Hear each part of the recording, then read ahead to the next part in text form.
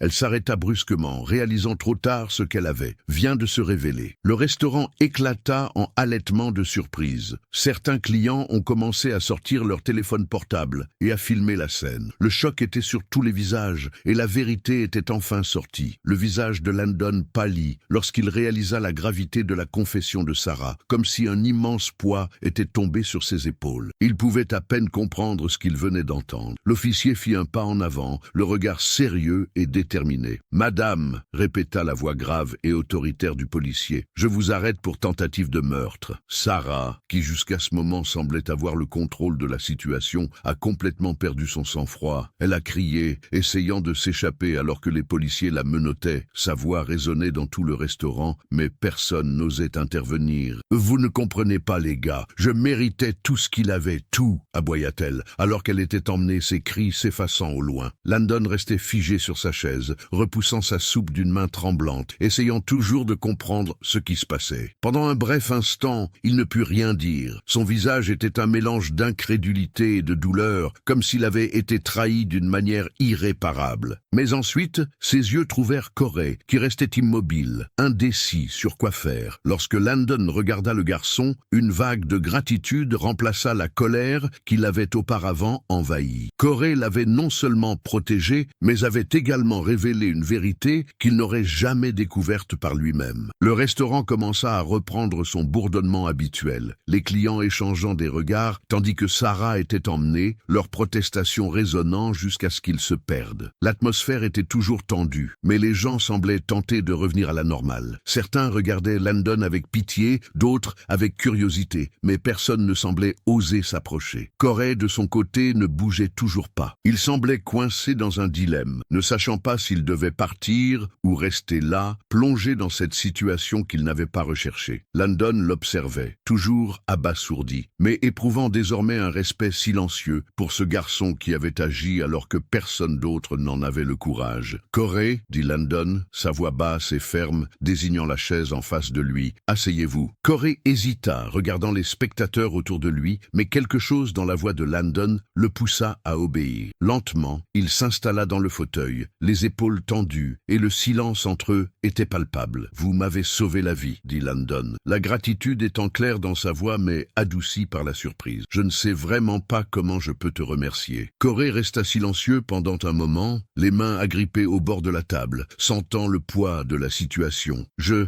ne pouvais pas rester les bras croisés, » dit-il d'une voix douce, à peine audible. « Je ne pouvais pas simplement regarder et ne rien faire. » Landon hocha lentement la tête, son regard s'éloignant un instant, comme s'il essayait de comprendre ce qui venait de se passer. Il semblait assimiler les paroles de Corey, réfléchissant au courage dont le garçon avait fait preuve. Puis, avec une voix légère, il reprit la parole. « La plupart des gens l'auraient ignoré, faisant semblant de ne rien voir, » a-t-il déclaré, les yeux fixés sur Corey avec un nouveau respect. « Mais tu ne l'as pas fait, tu as eu du courage. » Corey haussa les épaules, son expression vague, comme si la situation le rendait encore confus. « Je suppose. Je n'aime juste pas voir les gens être blessés, » dit-il, sa voix toujours douce. Landon se rassit sur sa chaise, ses yeux désormais fixés sur le garçon, comme s'il le regardait pour la première fois. Pour la première fois, il semblait vraiment voir Corey, et pas seulement comme un spectateur de sa vie. Le silence s'étendait entre eux, mais il y avait là quelque chose de plus profond, une connexion silencieuse, une compréhension sourde, qu'en fin de compte, c'était Corey qui agissait quand tout le monde restait immobile. Le restaurant continuait à fonctionner normalement, les murmures reprenant leur cours, mais la scène qui venait de se produire n'avait jamais quitté les esprits. La vérité avait été révélée. Et pour Landon, cela signifiait quelque chose de nouveau, quelque chose qu'il ne savait pas qu'il devait comprendre. Parfois, le courage vient de là où on l'attend le moins. Landon regarda Corey, observant le garçon, non seulement comme quelqu'un perdu dans la rue, mais comme quelqu'un avec sa propre histoire, une âme qui qui, malgré tout, conservait toujours sa dignité. La question de Landon est venue de manière inattendue, comme une invitation à comprendre plus profondément le garçon qui, d'une certaine manière, lui avait sauvé la vie. « Depuis combien de temps es-tu là ?» La question fit hésiter Corey. Ses yeux tombèrent au sol, son expression fermée, comme s'il avait été frappé par quelque chose de bien plus profond que la simple curiosité de Landon. « Ah !» murmura Corey, ne sachant pas quoi dire. Le silence qui suivit fut lourd, presque inconfortable. Landon fronça les sourcils, mais n'insista pas. Il comprit que ce n'était pas le moment de forcer une réponse. Au lieu de cela, il sortit de sa poche un élégant téléphone portable noir, glissa son doigt sur l'écran avec la familiarité de quelqu'un qui sait ce qu'il fait, et se leva. « Attends ici », dit-il avant de s'éloigner et de se diriger vers un coin du restaurant pour passer un appel. Corey le regardait silencieusement, son cœur battant vite. Il ne savait pas ce qui se passait, mais il sentait une tension croissante dans l'air. Il avait le sentiment que les choses allaient changer pour lui, mais il ne savait pas exactement comment. Landon était-il sur le point d'appeler quelqu'un pour faire sortir Corey? C'était peut-être la police, peut-être une autre institution, mais il n'était sûr de rien. Le son de l'appel résonna doucement dans le restaurant, mais lorsque Landon revint, son visage était plus calme, presque paisible. Il s'approcha de la table de Corey et, sans plus attendre, dit d'un ton simple mais plein de sincérité, « L'aide est en route. »« Aide ?» demanda Corey en fronçant les sourcils, le doute inscrit sur son visage. Il ne comprenait pas vraiment ce qui se passait. Landon hocha la tête, le regard ferme et déterminé. « J'ai appelé quelqu'un en qui j'ai confiance. Ils vont s'assurer que tu as un endroit où dormir ce soir, un endroit sûr. Et si tu me le permets, j'aimerais faire plus que ça. » Les paroles de Landon ont choqué Corey. Il sentit une boule dans sa gorge. L'attitude défensive qu'il gardait toujours si haut commençait à céder. Il baissa les yeux, essayant de cacher la vulnérabilité qui apparaissait maintenant dans sa poitrine. « Tu n'es pas obligé de faire ça, » dit Corey, presque désespéré, comme s'il s'excusait d'être un fardeau. « Je ne l'ai pas fait pour l'argent ou quoi que ce soit du genre. » Landon sourit légèrement avec un regard doux, comme s'il comprenait la peur et la méfiance de Corey. « Je sais, » dit-il, « c'est pourquoi je veux t'aider. Tu as fait quelque chose que la plupart des gens n'auraient pas fait. » Le garçon déglutit difficilement, les yeux fixés sur Landon, mais il y avait là quelque chose de différent. Ce n'était plus seulement de la méfiance, mais une curiosité grandissante, une étincelle de quelque chose qu'il n'avait pas ressenti depuis longtemps. « Et fais-moi confiance, Corey, » continua Landon, avec une sincérité qui semblait toucher les profondeurs de l'âme du garçon. « Si le monde avait plus de gens comme vous, ce serait un bien meilleur endroit. » Corey ne savait pas quoi dire. Il ressentit une chaleur qu'il n'aurait jamais imaginé ressentir à nouveau. Ce n'était pas quelque chose de physique, mais une sorte de chaleur intérieure, le sentiment d'être vu, d'être reconnu comme quelque chose de plus qu'un garçon perdu. Il baissa les yeux, les larmes aux yeux, mais il ne voulait pas céder. Il ne voulait pas que Landon voie sa fragilité. Le restaurant autour d'eux continuait son cours, les clients se dispersant lentement, mais la tension dans l'air était toujours palpable. Le courage de Corey, les mesures qu'il avait prises, avaient tout changé. Et maintenant, les paroles de Landon ressemblaient à une promesse silencieuse, quelque chose de plus fort que de simples mots. Landon prit le verre d'eau, le buvant lentement tout en y réfléchissant. « Parfois, la vie nous donne l'opportunité de changer l'histoire de quelqu'un d'autre, » dit-il d'une voix douce, presque pensive. « Tu as changé le mien aujourd'hui, Corey. Et peut-être, juste peut-être, je peux t'aider à changer le tien. » Corey le regarda, ses yeux brillants de quelque chose qu'il n'osait plus ressentir, l'espoir, quelque chose de si simple, mais de si puissant. Pour la première fois depuis longtemps, il avait l'impression qu'il y avait une chance pour quelque chose de différent, quelque chose de mieux. Il ne savait pas où cela le mènerait, mais à ce moment-là, il avait l'impression qu'il n'était plus seul. La leçon qui s'y est déroulée n'est passée inaperçue auprès de personne. Le courage ne vient pas toujours là où on l'attend. La gentillesse ne se limite pas aux grandes fortunes ou aux vêtements coûteux. Parfois, la plus grande force vient des personnes que nous avons tendance à ignorer, celles dont nous ne connaissons pas l'histoire. En fin de compte, le courage de Corey a non seulement sauvé une vie, mais a également rappelé à tout le monde dans le restaurant que faire ce qui est bien est un choix qui peut tout changer, même s'il semble qu'il n'y a aucun espoir. Si vous avez aimé cette histoire, n'oubliez pas de laisser un like et de vous abonner à la chaîne. Ici, vous trouverez chaque jour des histoires passionnantes, faites pour toucher votre cœur. Et je suis sûr que l'histoire qui apparaît maintenant à l'écran vous émeut aussi. Ne le manquez pas.